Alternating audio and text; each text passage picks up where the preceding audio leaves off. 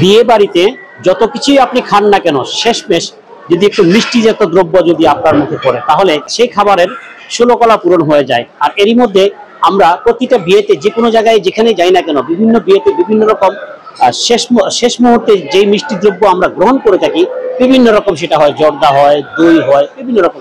আজকে একটা বিয়েতে এসে আবারও একটা মজাদার দই পেয়ে গেলাম।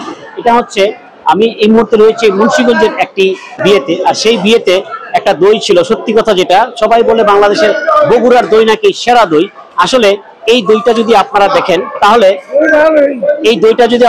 আসলে বুঝতে পারবেন যে আসলে দেখতে কতটা লোভনীয় কিংবা আকর্ষণীয়, এবং এটা খেতে এতটাই সুস্বাদু,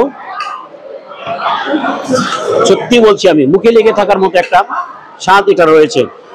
তো শুধু বগুড়ার দই না, আমি আরেকটা কথা বলবো এখানে, বিক্রমপুরের দইয়েরও যথেষ্ট সুনাম রয়েছে। হ্যাঁ, বগুড়ার দইটা একটা ভিন্নতা বহন করে, একটা পরিচয় বহন করে, কিন্তু বিক্রমপুরের যে দই রয়েছে, সেই দইয়ের সাথে সেই দইয়ের স্বাদ কিন্তু আসলে অন্যরকম। তাই বিক্রমপুরের দইটা, যদি কখনো বিক্রমপুরে আসেন, খেয়ে দেখার চেষ্টা করবেন। বিক্রমপুরের দই খেলে অবশ্যই আপনার কাছে ভালো লাগবে। আসলে দইয়ের কথা বলতে ভুলে গিয়েছিলাম। দেখুন, দইটি এটা মুন্সিগঞ্জের রিকাবি বাজার এলাকার দই, মিরকাদিম পৌরসভার অন্তর্গত। আর যেই ভদ্রলোকের দই, ওটা বিশুর দই নামে পরিচিত।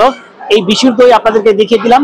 রিকাবি বাজার যখনই আসবেন, বিশুর দই খুঁজে নেবেন এবং খাবেন, অবশ্যই ভালো লাগবে।